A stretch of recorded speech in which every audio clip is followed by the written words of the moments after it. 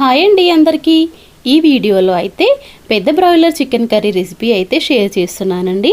మీలో ఎంతమందికి పెద్ద బ్రాయిలర్ చికెన్ కర్రీ ఐడియా ఉంది నాకైతే కామెంట్ చేయండి ఫ్రెండ్స్. అలాగే ఈ వీడియో నచ్చితే కనుక లైక్ చేయండి. ప్లీజ్ సబ్స్క్రైబ్ చేసుకోండి. చివరి వరకు చూడండి, నచ్చితే లైక్ చేయండి ఫ్రెండ్స్. ఇంకా మనకి పెద్ద బ్రాయిలర్ అనేది సేమ్ చూడడానికి మామూలు బ్రాయిలర్ కోడి మీట్ లాగే ఉంటుంది. కాకపోతే టేస్ట్ ఫ్లేవర్ అనేది మాత్రం మనకి కొంచెం నాటుకోడి ఉంటుంది కదా, ఆ టైప్లో అనిపిస్తుందండి. నాటుకోడికేమో కండ కొంచెం తక్కువగా ఉంటుంది కదా పైన మీట్ అనేది. ఈ పెద్ద బ్రాయిలర్కి అయితే చాలా మీట్ ఉంటుందండి. నార్మల్ చికెన్ లాగే ఉంటుంది మీట్, కాకపోతే గట్టిగా ఉంటుంది. ఉడకడానికి చాలా టైం తీసుకుంటుంది. కొద్దిగా నీచు స్మెల్ వస్తుందండి. ఆ స్మెల్ రాకుండా ఉండాలి, ఎలా వండుకోవాలి అనేది ఈ వీడియోలో అయితే షేర్ చేస్తున్నానండి. నచ్చితే కనుక లైక్ చేయండి ఫ్రెండ్స్. ఇంకా ఈ కర్రీ వండడానికైతే నేను ఇక్కడ స్కిన్ తీసుకున్నానండి. ఒక 1.5 kg దాకా ఉంటుంది. చికెన్ని బాగా కడిగేసి ఒక 1/2 టీ స్పూన్ పసుపు, 1 టేబుల్ స్పూన్ ఉప్పు, ఒక 2 టీ స్పూన్ల దాకా నిమ్మరసం కానీ వెనిగర్ కానీ వేసి ఉడికించాలి. ఇదైతే నేను కుక్కర్లో ఉడికిస్తానండి. మనకి కర్రీ కొంచెం స్మెల్ వస్తుందని చెప్పాను కదా, వెనిగర్ కానీ నిమ్మరసం కానీ వేసామంటే కొంచెం మనకు ఆ ఫ్లేవర్ అనేది, ఆ స్మెల్ అనేది తగ్గుతుంది. ఒకసారి బాగా కలిపేసేసి కుక్కర్లో వేసి 3 విజిల్స్ వచ్చేదాకా ఉడికించుకోండి. బాగుంటుందండి. చక్కగా మనకి కండ అనేది ఎక్కువగా ఉండి మనకి నాటుకోడి ఫ్లేవర్లో అయితే ఉంటుంది పెద్ద బ్రాయిలర్ అనేది. కుక్కర్లో వేసిన తర్వాత ఎటువంటి నీళ్లు పొయ్యక్కర్లేదండి. నాకైతే చాలా నీళ్ళు వచ్చాయి ఇది ఉడుకుతున్నప్పుడే. ఒక 3 విజిల్స్ ఉడికించుకుంటే సరిపోతుంది. ఇంకా ఇది ఉడికే లోపైతే మసాలా ప్రిపేర్ చేద్దాము. ఒక 2 పెద్ద సైజు ఉల్లిపాయలు, 7-8 పచ్చిమిర్చి, గుప్పడన్ని వెల్లుల్లి, అల్లం వెల్లుల్లి ముక్కలు కూడా వేసేసి మిక్సీ పట్టుకోవాలి. వెల్లుల్లి, అల్లం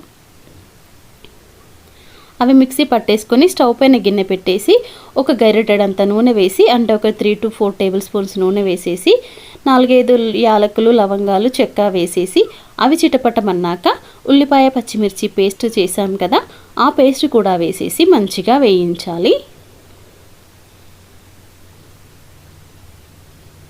ఇంక ఇది వేగేలోపు ఒక 2 టమాటాలని కట్ చేసి ప్యూరీ చేసుకోవాలి. ఆ టమాటా ప్యూరీ కూడా వేగుతున్న ఉల్లిపాయల్లో వేసేసి పచ్చివాసన పోయేదాకా వేయించాలి. ఇవన్నీ వేగేలోపు ఎండు కొబ్బరి కానీ పచ్చి కొబ్బరి కానీ, నేనైతే పచ్చి కొబ్బరి ఒక సగం చిప్ప తీసుకున్నాను. ఒక 10-15 జీడిపప్పులు, చెక్క, లవంగా, యాలకులు, కొద్దిగా జావిత్రి, చిన్న జాజికాయ ముక్క వేసి మిక్సీ పట్టుకోవాలి. ధనియాలు, గసగసాలు ఉంటే అవి కూడా వేయండి. నేనైతే ధనియాల పొడి వేస్తాను. ఇంకా అన్నీ మిక్సీ పట్టేసుకొని ఇప్పుడు మసాలా ఫ్రై అవుతుంది కదా, దాంట్లో రుచికి సరిపోను కారం, ఉప్పు, ఒక 1/4 టీ స్పూన్ పసుపు వేసేసి ఇంకొక 2 నిమిషాలు ఉడికించాలి. అంటే కారం అనేది కూడా ఫ్రై అయితే బాగుంటుంది. మీ దగ్గర ధనియాలు, గసగసాలు ఉంటే అవి కూడా వేసి పేస్ట్ చేయండి. ఈ పచ్చి కొబ్బరితో పాటు మనకి గ్రేవీ అనేది చిక్కగా మంచి ఫ్లేవర్తో ఉంటుంది. గసగసాలు వేస్తే నా దగ్గర అయితే టైంకి లేవండి, ఉంటే కనుక ఖచ్చితంగా యాడ్ చేసుకోండి.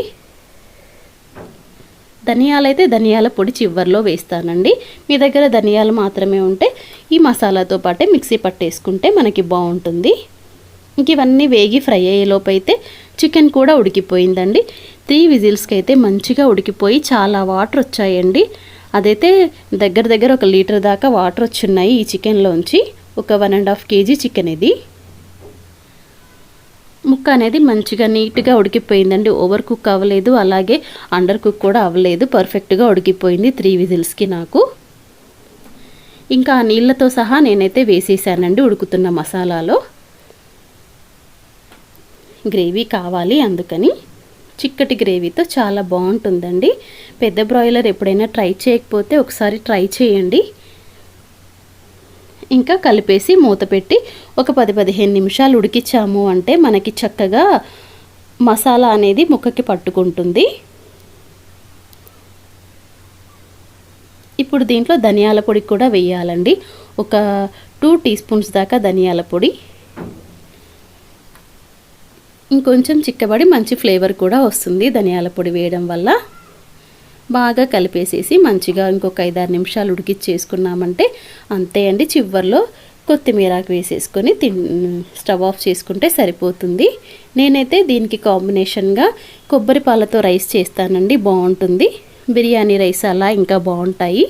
ప్లెయిన్ రైస్తో కూడా బాగానే ఉండిద్దండి, కాకపోతే ఏదైనా ఫ్లేవర్డ్ రైస్ అయితే ఇంకా బాగుంటుంది. అంతే అండి, ఒక 5-6 నిమిషాలు ఉడికిచ్చేసి స్టవ్ ఆఫ్ చేసుకోవడమే కొత్తిమీర వేసేసి.